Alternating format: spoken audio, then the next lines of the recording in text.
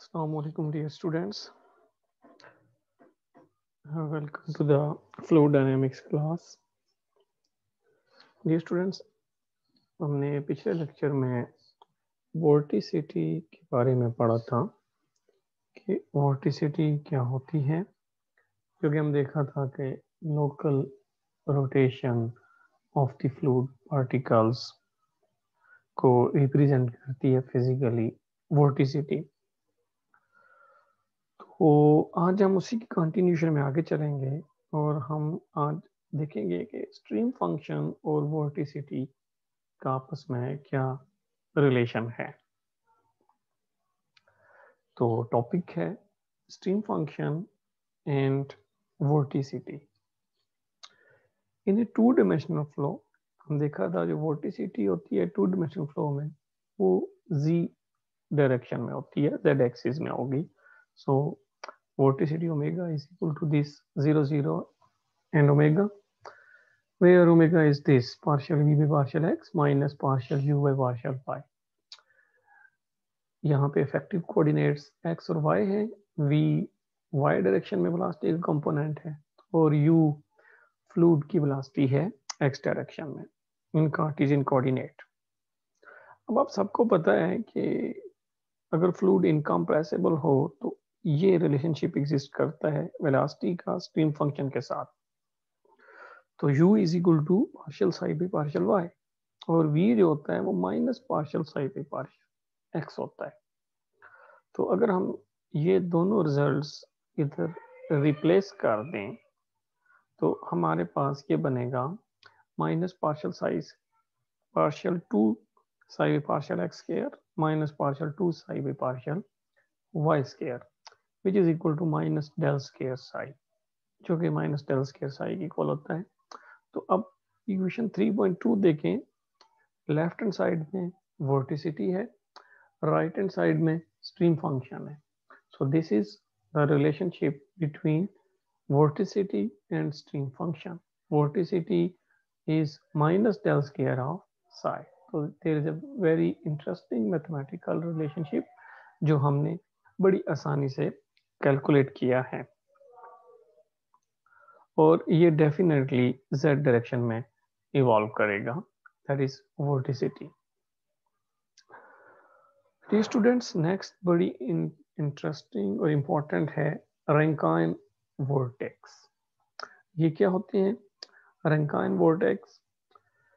Example हमने पिछले lecture में जो की थी इसमें देखा था कि अगर u थीटा जो एज़िमुथल वेलोसिटी कंपोनेंट है वो अगर हो k over r is a crude model for the bath plug vortex, infinite vorticity centered in r is equal to 0।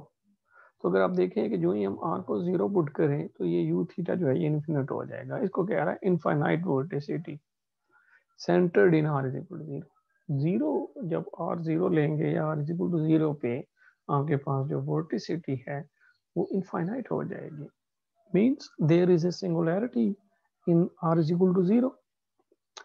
So in real vortices, the vorticity is separate over a small area। जबकि reality में क्या होता है कि vorticity बहुत small area पे आपकी separate होती है। हम एक फ्लो कंसिडर करने लगे हैं जिसका रेडियल कंपोनेंट 0 है फ्लूइड का और फ्लूइड की वेलोसिटी का जो z कंपोनेंट है वो भी 0 है, जबकि जो एज़िमुथल कंपोनेंट है जो f ऑफ r है। इसलिए इस पूरे फ्लो को हम कहते हैं this is azimuthal flow, means there is no radial and z direction components of the fluid velocity। और u theta भी इंटरेस्टिंगली किसका फंक्शन है f of r का। there is no involve of theta, तो means this is axisymmetric azimuthal flow। cylindrical coordinates, इसमें vorticity हमें दी हुई है जो कि है omega if r is less or equal to a and 0 if r is greater than a। Here omega corresponds to a constant। अब हम जरा स्ट्रीम फंक्शन में चलते हैं क्योंकि हमें omega is equal to minus del square psi ये stream function का रिलेशनशिप पता है। तो वेलोसिटीज कंपोनेंट से हम स्ट्रीम फंक्शंस में चले जाते हैं। So psi just a function of r so del square psi जो आपके पास आएगा वो आपके पास आएगा 1/r d/dr और d psi by d r, और ये इक्वल हो जाएगा आपके पास minus omega r zero. Again क्योंकि वोर्टिसिटी ओमेगा और जीरो के बराबर है, तो वोर्टिसिटी हमेशा इसके माइनस के साथ होती है, तो हम इसके साथ माइनस लगा देते हैं, इसलिए यहाँ माइनस ओमेगा है और जीरो आया है। इट मीन्स दैट कि अगर r less r equal to a हो तो ये पूरा एक्सप्रेशन जो है माइनस ओमेगा के बराबर होगा, और अगर हम आर ग्रेटर देन ए लेते हैं this will comes out to be zero. For the first case when r is less r equal to a, इसके लिए हमारे पास ये पूरा रिलेशन 1/r d/dr और d psi by d r ये इक्वल हो जाएगा माइनस ओमेगा के। इस आर को इधर मल्टीप्लाई कर दिया है तो ये हमारे पास एक्सप्रेशन बन गया दिस वन। तो this is a differential equation जिसको हम बड़ी आसानी से इंटीग्रेट करते हैं। अगर हम 1 टाइम इंटीग्रेट करें तो हमारे पास आ जाएगा r d psi by d r, तो यहाँ से माइनस आर ओमेगा की इंटीग्रेशन आ जाएगी minus omega r square by 2 और प्लस एक कांस्टेंट आ जाएगा जिसकी इंटीग्रेशन आपके पास आ जाएगी बी। अब क्योंकि यहाँ पे आर है तो आर से डिवाइड किया तो ये स्क्वायर कैंसिल हो गया और यहाँ पे बी ओवर आर आ गया, तो this is equal to minus u theta, ये स्ट्रीम फंक्शन की वजह से d psi by d r ये जो माइनस यू थीटा होता है, तो यहाँ से हमें यू थीटा मिला जो कि इसके बराबर आ रहा है omega by 2 plus b over r. अब देखें अगर आर जीरो पुट कर दें तो यू थीटा तो इनफाइनाइट हो जाएगा, तो इसलिए अब और इट मींस दैट जो एज़िमुथल वेलोसिटी है वो अनबाउंडेड हो जाएगी, मतलब बहुत ही ज़्यादा हो जाएगी जो कि फिजिकली पॉसिबल नहीं है। तो for the physical possible solution b को ज़ीरो होना चाहिए ताकि आर कभी भी हम ज़ीरो पुट ना कर सकें। तो ये लिखा है we require u theta to be bounded, u theta infinite ना हो बल्कि बाउंडेड हो। तो इसके लिए at r is equal to zero so we have to set p is equal to zero, तो it means that u theta हमारे पास आ गया ओमेगा आर बाय 2 क्योंकि बी यहाँ पे जीरो हो चुका है। So we have u theta is equal to simple omega r by 2, और अगर हम साई कैलकुलेट करना चाहते हैं तो इसको एक दफा फिर इंटीग्रेट करना पड़ेगा विद रिस्पेक्ट टू आर, ये आ जाएगा omega r square by 4 with minus sign. तो देखें हमने यू थीटा और साई निकाल लिया। अगर हमें वोर्टिसिटी गिवन हो तो यहाँ वोर्टिसिटी गिवन थी, इस वोर्टिसिटी की मदद से हमने देखें फ्लूइड की वेलोसिटी का एज़िमुथल कंपोनेंट भी कैलकुलेट कर लिया और हमें स्ट्रीम फंक्शन भी कैलकुलेट कर लिया। सो this is the main benefit of the equation 3.2। 3.2 equation हमने पढ़ी है 3.3, इसको हमने यूज करते हुए अगर हमें वोर्टिसिटी पता हो तो हम फ्लूइड की वेलोसिटी कैलकुलेट कर सकते हैं और हम स्ट्रीम फंक्शंस को भी कैलकुलेट कर सकते हैं। ये था one case when r less r equal to a, क्योंकि आपका जो वोर्टिसिटी था वो पीस वाइज फंक्शन था इन द प्रेजेंट सिचुएशन। तो अभी हमने केस वन के लिए एज़िमुथल वेलोसिटी और फ्लूइड की और स्ट्रीम फंक्शन कैलकुलेट किए। आए डियर स्टूडेंट्स हम दूसरे केस की करते हैं कि when r is greater than a so vorticity is equal to zero, it means that ये पूरा एक्सप्रेशन जीरो हो जाएगा। तो इस केस में हमारे पास यू थीटा आ जाएगा simple A over r. Again, continuity of u theta at r is equal to a. अब देखिए कंटिन्यूटी का मतलब ये है कि r जब less r equal to a होगा तो ये एक्सप्रेशन लेना है, ग्रेटर देन a ये लेना है। तो अब कंटिन्यूटी के लिए मतलब जब r is equal to a हो तो अब रिलेशन u थीटा लेस और ग्रेटर वाला इक्वल होना चाहिए। तो इसलिए जब r is equal to a रखते हैं तो यहाँ से a निकल आएगा omega by 2 a square. Here हमने ये पुट किया u theta is equal to omega by 2 r. मैं आपको बताता हूँ कि ये ए कैसे कैलकुलेट हुआ है, जस्ट मैं आपको बताता हूँ। Let's go to the second file ताकि हम इसको कैलकुलेट करें how this will be come out. So dear students आपको अब मेरी अब नई फाइल नज़र आ रही होगी, तो मैं आपको बताता हूँ अभी कि हमने ये कैलकुलेशंस किस तरह की है। अब सारों को पता है कि जो रिलेशन था वो कुछ इस तरह से था कि d by dr of था जी psi r r था और हमारे पास था d psi by dr d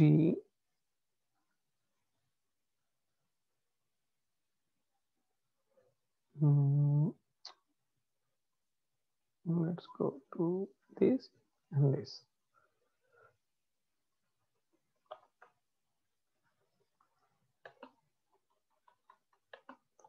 Like that is equal to 0. If we integrate this, we will get simple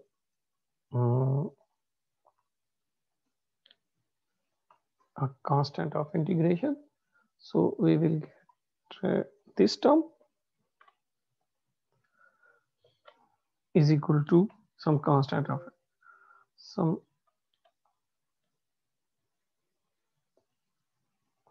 so here's the problem is equal to some constant of integration that is known as a.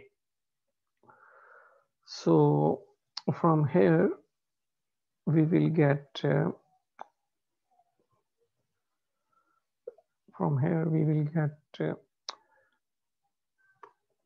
d psi by dr.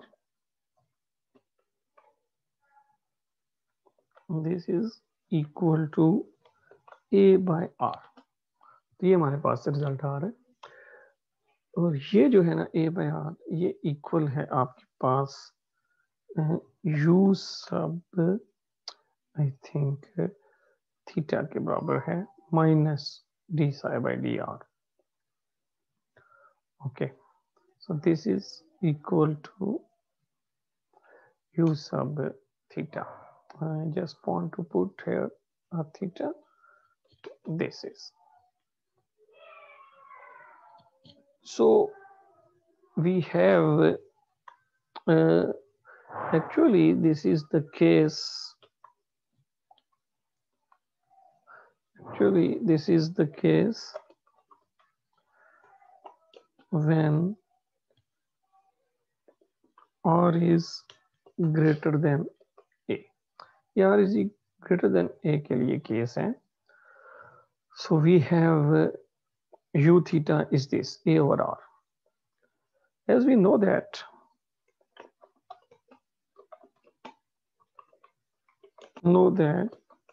for r less or equal to a,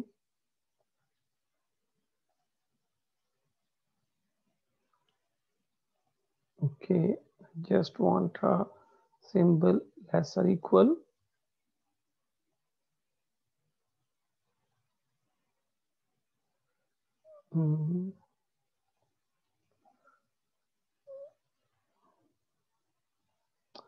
I just want a symbol of less or equal there.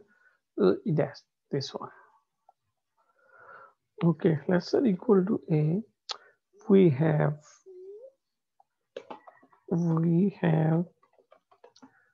u theta is equal to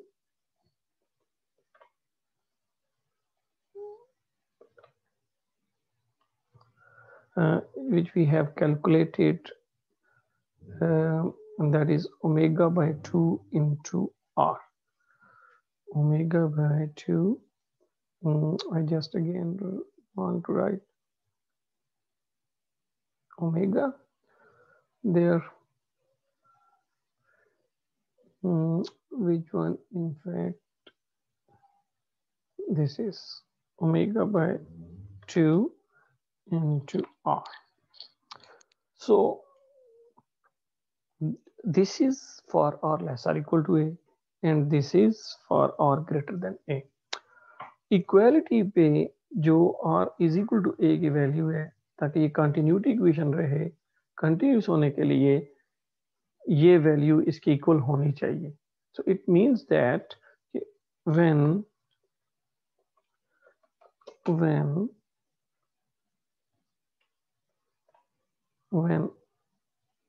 r is equal to a, we have just plug the value r is equal to a here. Okay, we get this one.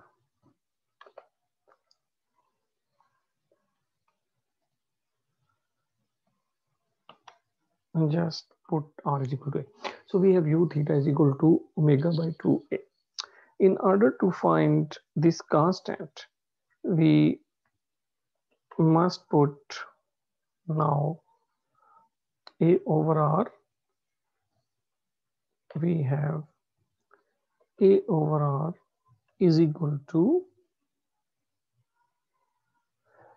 sorry, this is when we put r is equal to here, and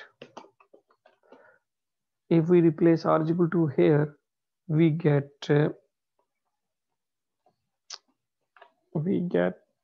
u theta is equal to this.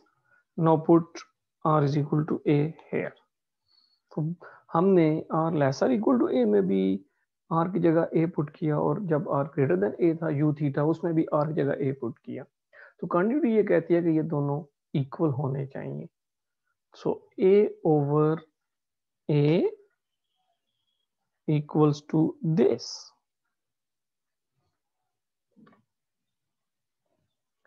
A over a is this. This is continuity condition. This condition is known as by continuity of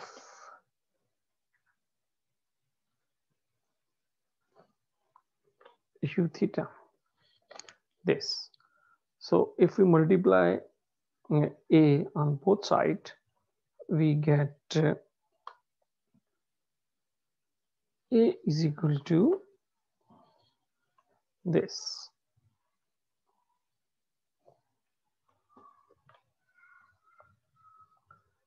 But with a square. Yes. So we get a is equal to this omega by 2 a square.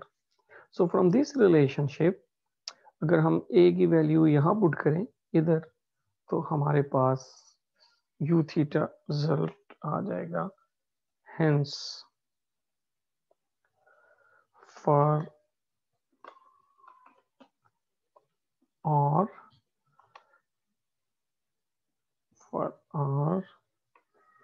greater than a, we have u theta is equal to this. So put this value of a here. We get what? This, and divided by 2r. So we have to put here r. Sorry, one time. So this is u theta for r greater than a, and this is u theta for r less or equal to a. Look at the difference between these two. Okay dear students, मैं वापस PDF पे आता हूँ.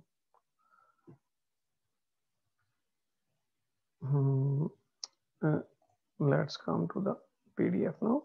Here. So this is, I am go to the Word file to show you that when we put r is equal to a and apply the continuity equation, we get a is equal to this omega by 2 a square. So u theta we have this. अगर हम अब d psi by dr calculate करें तो ये आपके पास आ जाएगा minus omega a square bye 2r. तो यहाँ से साई निकल आएगा, इसको हम एक दफा इंटीग्रेट करेंगे तो we will get psi is equal to minus omega a square by 2, और 1 और r की इंटीग्रेशन आ जाएगी नेचुरल लॉग ऑफ r, और d आ जाएगा आपके पास एक इंटीग्रेशन का constant. Applying the continuity of psi at r is equal to a. अब साई की कंटिन्यूटी लगानी है, जैसे हमने u की कंटिन्यूटी लगा के a निकाला था, बिल्कुल अब इसी तरह साई की कंटिन्यूटी लगा के आपने क्या करना है, इसको d को कैलकुलेट करना है, और ये d की वैल्यू आपके पास ये आ जाएगी this one. So let's calculate this now for the Sai, ताकि हमें ये डी कांस्टेंट भी मिल जाए। ओके, मैं I just go again to the word file so that we can do the calculations there. Okay, so अभी हमने a कैलकुलेट किया था, तो अभी हम ना psi को कैलकुलेट करते हैं। Now in order to start the proceeding, आपको सबसे पहले psi का पता होना चाहिए कि psi r lesser equal to a के लिए psi क्या था। Okay, so when for this one,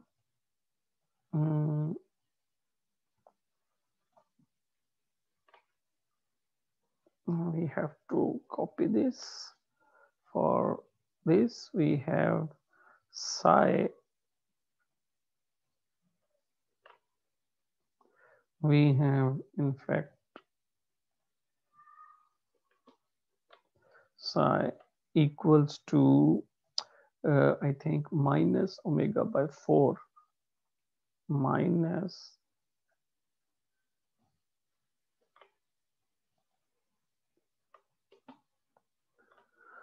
omega by 4 into r square. Yes, into r square. So ये है psi की value for r lesser equal to a. So when I put r is equal to a, so when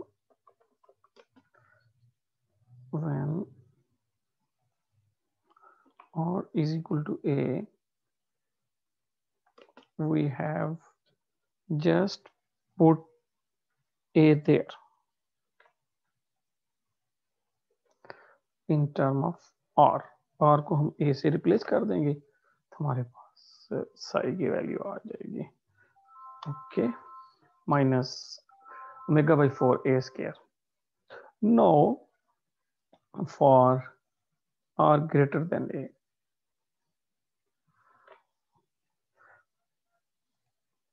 now for r greater than a we have, जो भी हमने psi calculate किया था वो मैं आपको बता देता हूँ, that is psi equals to I think था वो minus omega a square, which is this,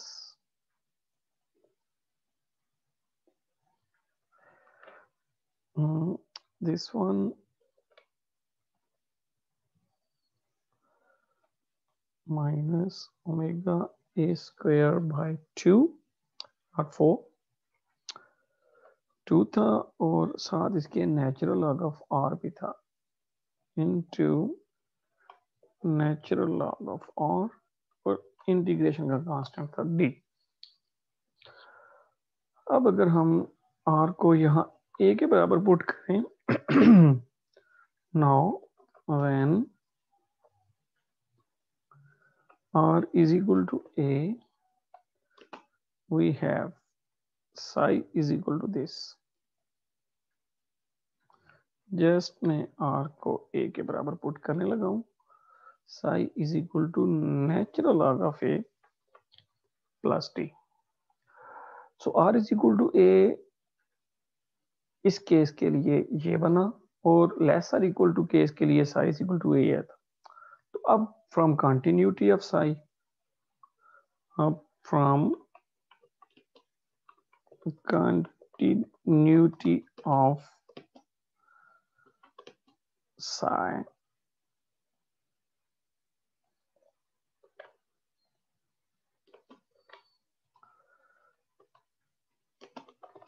we have what we हमें इन दोनों वैल्यूज को इक्वल करना पड़ेगा। Sorry, this is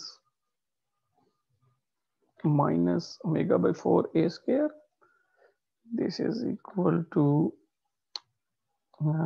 we have to put there negative sign, minus omega a square is equal to this,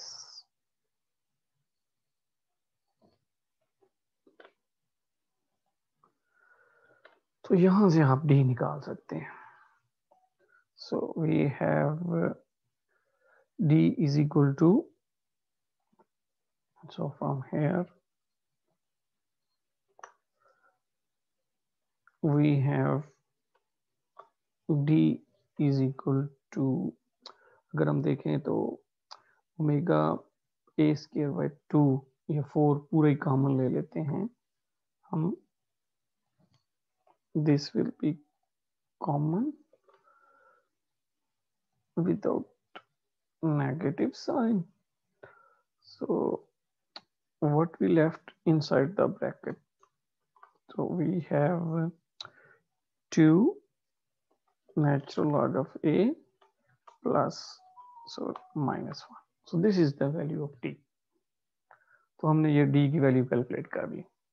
अब इस d को आपने यहाँ प्लग इन करना है तो आपको साई मिल जाएगा for greater than a. So for r greater than a, we have size equal to this, और जस्ट d की वैल्यू ये पुट कर दें आप. So just plug the value of d here, we will get this. So ये तो इसमें natural log of r भी आना चाहिए था. This is natural log of r. So अगर हम again omega by 4a square को कॉमन ले लें, so साई को थोड़ा सा रीअरेंज करें, you will easily get the expression given in PDF. So let's go to the PDF now here. So जब हमने d निकाला तो d की वैल्यू ये देखें आई और साई हमारे पास अल्टीमेटली ये आ रहा है. ये अब आप आराम से उस एक्सप्रेशन से निकाल सकते हैं, देयर इज नो प्रॉब्लम. तो अब साई की वैल्यू ये आ रही है लेसर इक्वल टू a के लिए minus omega by 4r square, और ग्रेटर देन a के लिए आपके पास आ रही है minus omega a square by 4 into this one. और सिमिलरली u थीटा आपके पास क्या आ रहा है ओमेगा r बाई 2, और for r lesser equal to a, और r greater than a omega a square by 2r.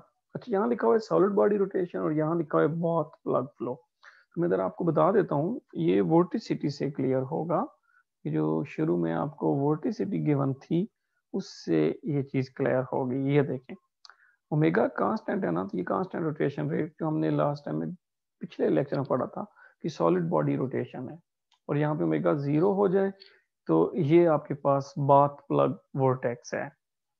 तो इसलिए ये इसने नीचे जो हमारे पास एजमथल वेलोसिटी कंपोनेंट था ये लिखा, this is omega by 2r if r lesser equal to a, that is solid body rotation. और यहाँ पे आपके पास आ गया omega a square by 2r if r greater than a, ये आपके पास आ गया bath plug flow.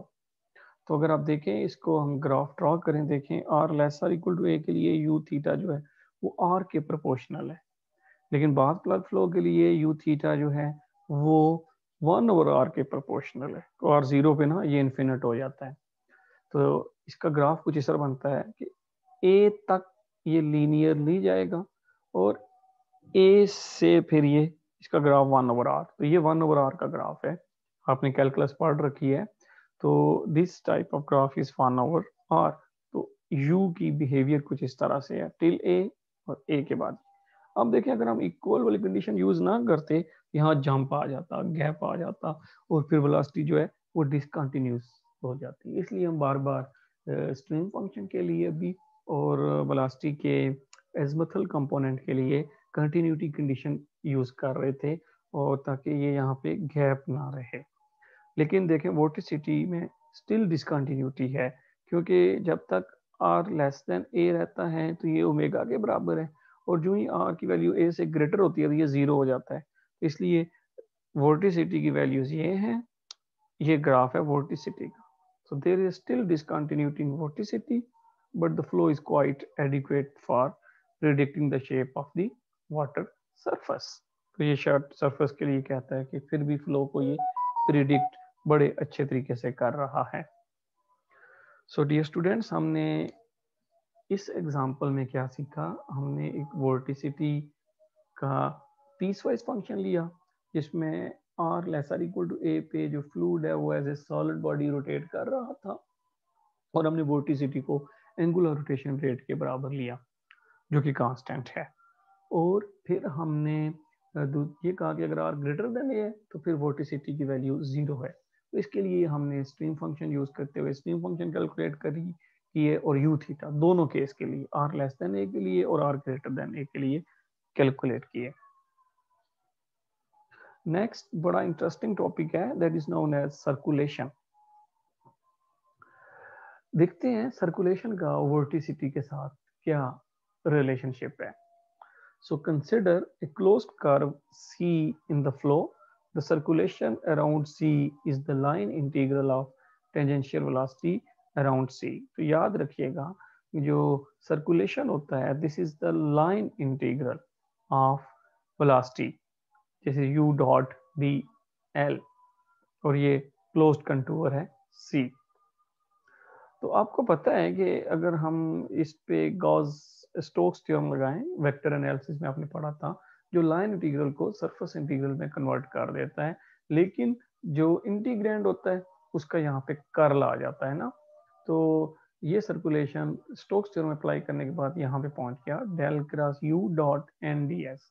N unit normal है जो कि सरफेस के ऊपर रिप्रेजेंट कर रहा है यहाँ पे। ये देखें this is normal direction to the surface.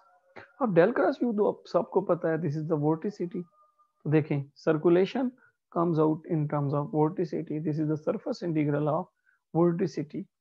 अब इस तरह की इंटीग्रेशन को हम वोर्टेक्स फ्लक्स भी कहते हैं, दिस इज वोर्टिसिटी फ्लक्स। जैसे आपको पता है यहाँ u dot n d s लिखा हो तो हम उसको वेलोसिटी या फ्लूइड का फ्लक्स कहते थे, तो यहाँ पे इसको कहते हैं vorticity flux। So the circulation around C is equal to the vorticity flux through the surface S. It is the strength of the vortex tube। Rankine vortex की एग्जांपल को ही हम कैरी करते हैं और सर्कुलेशन कैलकुलेट करते हैं। ये देखें the circulation around a circle of radius r is given by, सबसे पहले हम सर्कुलेशन कैलकुलेट करने लगे हैं अराउंड ए सर्कल। तो सर्कुलेशन का formula around a circle complete integration करनी पड़ेगी 0 से 2 पाई, तभी हमें पूरा सर्कल मिलेगा। और यू थीटा और डी थीटा ये इंटीग्रेंट हैं। So u theta function of r है, आर साथ खुद आर है, तो अब दोनों इंडिपेंडेंट ऑफ थीटा है, तो अगर ये दोनों इंटीग्रेशन के बाहर आ जाएं तो पीछे डी थीटा और डी थीटा की इंटीग्रेशन होती है थीटा और लिमिट अप्लाई करें तो 2 पाई माइनस 0, ये आ जाएगा 2 pi r u theta of r. तो this is the answer of circulation. और अगेन अगर हम इसको r less r equal to a के लिए यू थीटा का जो हमने पीछे रैंकाइन में रिजल्ट निकाला था वो पुट कर दें तो ये सर्कुलेशन का आंसर बनता है, और आर ग्रेटर देन ए के लिए पाई ओमेगा ए स्क्वायर बनता है। So this is the in fact result for circulation. So dear students, हमने यहाँ पे सर्कुलेशन का टॉपिक भी कंप्लीट कर लिया। तो आज के लेक्चर के लिए इतना ही कि आपने सबसे पहले आज के लेक्चर में वोर्टिसिटी और स्ट्रीम फंक्शंस देखे, फिर उसके बाद आपने रैंकाइन वोर्टेक्स को देखा और फिर आपने सर्कुलेशन को देखा। सो अल्लाह हाफिज टिल नेक्स्ट लेक्चर।